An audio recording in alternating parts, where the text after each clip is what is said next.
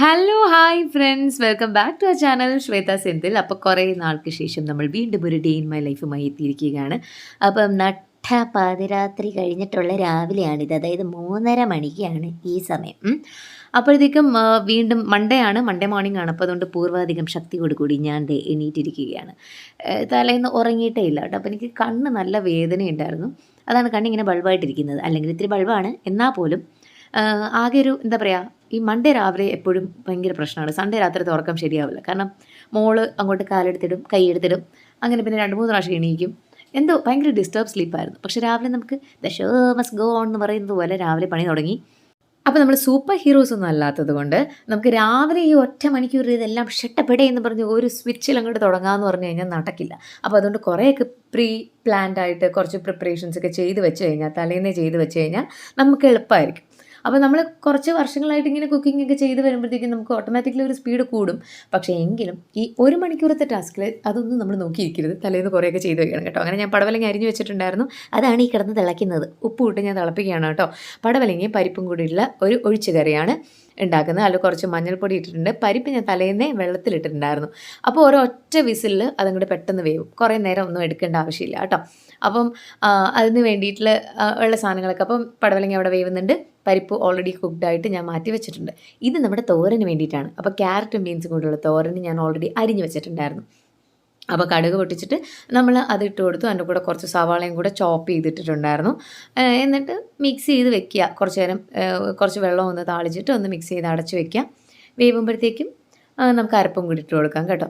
അങ്ങനെ ഓരോ കാര്യങ്ങളും സെറ്റ് ചെയ്ത് വെച്ചുകൊണ്ട് ഇന്ന് ഒരൊറ്റ മണിക്കൂറിൽ എല്ലാം ചെയ്ത് തീർക്കാൻ പറ്റി.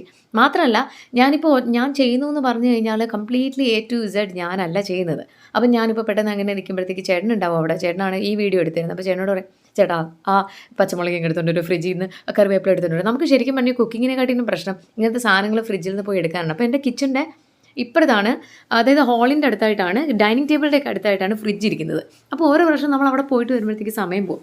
അതുകൊണ്ട് ഞാൻ ഏട്ടനോട് പറയാം, ഏട്ടാ ആദ്യം എടുത്തു തരുമോ എന്നൊക്കെ പറയുമ്പോഴത്തേക്ക് പെട്ടെന്ന് ഏട്ടൻ എടുത്തു തരുന്നതുകൊണ്ടും അങ്ങനെ ഒരു കൈ സഹായത്തിന് നമുക്കൊരാളിങ്ങനെ നിൽക്കുന്നതുകൊണ്ടാണ് പെട്ടെന്ന് നമുക്ക് ചെയ്ത് തീർക്കാൻ പറ്റുന്നത്. അപ്പം വീട്ടിലുള്ള ചേട്ടന്മാരാണെങ്കിലും കുറച്ച് വലിയ മക്കളൊക്കെ ആണെങ്കിലും കൂടെ ഒന്ന് സപ്പോർട്ട് ചെയ്ത് കൊടുത്തു കഴിഞ്ഞാൽ ഈ അമ്മയ്ക്കും പെട്ടെന്ന് പണി തീർത്തിട്ട് കുറച്ച് നേരം റെസ്റ്റ് ചെയ്യാനോ അല്ലെങ്കിൽ അവർക്ക് ഇഷ്ടമുള്ള കാര്യങ്ങൾ ചെയ്യാനുള്ളൊരു സമയം കണ്ടെത്താൻ പറ്റും.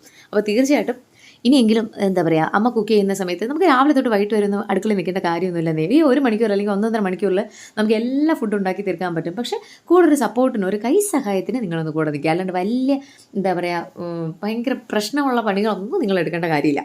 അപ്പോൾ അത്രയേ ഉള്ളൂ. അപ്പോൾ നമുക്ക് ഇതേ അരപ്പിൻ്റെ കാര്യങ്ങളൊക്കെ നോക്കാം. അരപ്പിന് തോരനാണെങ്കിലും ഞാൻ ഈ ഒഴിച്ച് കറിക്കും സെയിം അരപ്പ് തന്നെയാണ്. ഒന്ന് കുറച്ച് വെള്ളമായിട്ട് നല്ല മഷി പോലെ അരയ്ക്കുന്നതും, ഒന്ന് അല്ലാണ്ട് ജസ്റ്റ് ഒന്ന് ക്രഷ് ചെയ്തെടുക്കുന്നതും.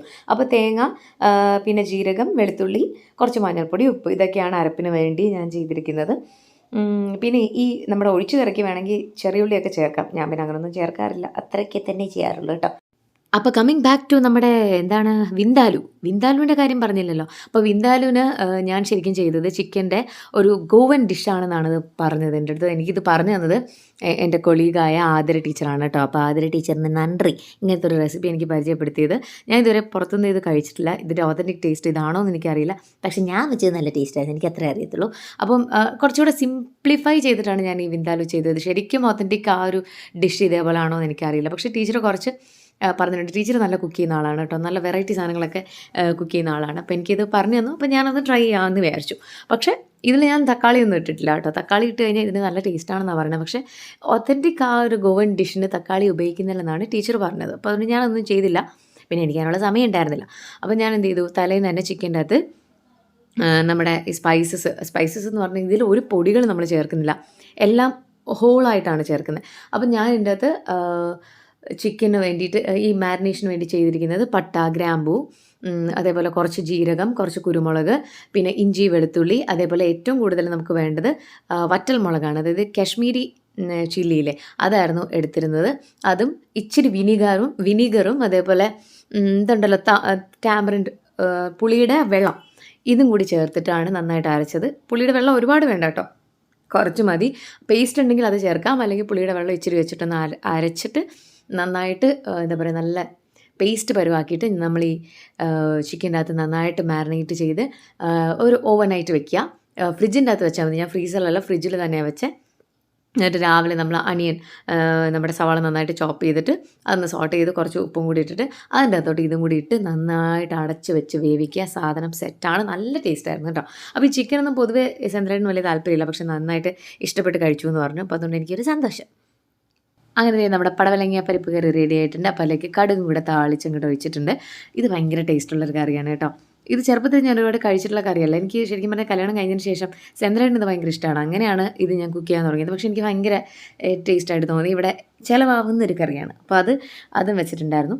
അപ്പോൾ രാവിലെ പുട്ടാണ് കേട്ടോ. അപ്പോൾ പുട്ടിന് വേണ്ടിയിട്ടുള്ള കാര്യങ്ങളൊക്കെ ഞാൻ ദേ അവിടെ നനച്ച് വെച്ചിട്ടുണ്ട്. അപ്പോൾ എനിക്ക് ശരിക്കും ഈ സ്റ്റീംഡ് പൊടിയെക്കാട്ടിനും ഇഷ്ടം നമ്മുടെ ഈ പൊടിച്ചെടുക്കുന്ന പുട്ടുപൊടിയില്ലേ, ചൂടുവെള്ളത്തിലൊക്കെ കുഴക്കുന്നത്, അതാണ് എനിക്കിഷ്ടമായിട്ട്. അതിനാണ് ഭയങ്കര ടേസ്റ്റ്. പക്ഷേ അത് തീർന്നുകൊണ്ട് ഞാൻ ദേ ഇതാണ് എടുത്തിരിക്കുന്നത്. അപ്പോൾ ദേ രാവിലത്തെ ചായയുടെയൊക്കെ കാര്യങ്ങൾ സെറ്റാക്കിയിട്ടുണ്ട്. അങ്ങനെ ചായ കൂടിയൊക്കെ എൻ്റെ ഇടയിൽ നടക്കുന്നുണ്ട്.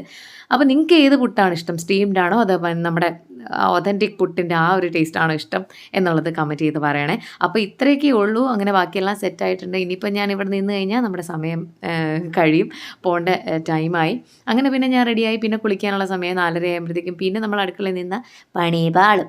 അപ്പോൾ അതുകൊണ്ട് ഇതേണ്ടേ നമ്മൾ വിന്താലമൊക്കെ അടിപൊളിയാണ്. അപ്പോൾ ഇത്രയേ ഉള്ളൂ. എല്ലാവർക്കും വീഡിയോ ഇഷ്ടപ്പെട്ടിട്ടുണ്ടെങ്കിൽ ലൈക്ക്, ഷെയർ ആൻഡ് സബ്സ്ക്രൈബ് ഒന്ന് സപ്പോർട്ട് ചെയ്യണം കേട്ടോ. അങ്ങനെ ദേ കുളിച്ച് റെഡിയായി ഞാൻ ദേ താഴെ എത്തിയിട്ടുണ്ട്. ഏട്ടനാണ് എന്നെ കൊണ്ടാക്കാറ്. അപ്പോൾ ഞാൻ ബേസ്മെൻറ്റിൽ ഏട്ടന് വേണ്ടി വെയിറ്റ് ചെയ്തുകൊണ്ടിരിക്കുകയാണ്. അപ്പോൾ ഞങ്ങൾ പോകുന്ന വഴിക്ക് സുപ്രഭാതം കേട്ടിട്ടാണ് പോകുന്നത് കേട്ടോ. അപ്പം ഇവിടുന്ന് അവിടെ വരെ ആകുമ്പോഴേക്കും ഏകദേശം സുപ്രഭാതം കഴിയുന്ന സമയമാണ് നമ്മുടെ ഒരു ഐഡൻറ്റിഫിക്കേഷൻ അല്ലെങ്കിൽ നമ്മുടെ ഒരു മാർക്ക് എന്ന് പറയുന്നത്. ആ സമയത്ത് നമ്മൾ എത്തിയിരിക്കും. അപ്പോൾ അത്രയേ ഉള്ളൂ. അപ്പോൾ വിജനമായ വഴിയിൽ കൂടെ ഞങ്ങൾ സഞ്ചരിക്കുകയാണ്. ബൈ.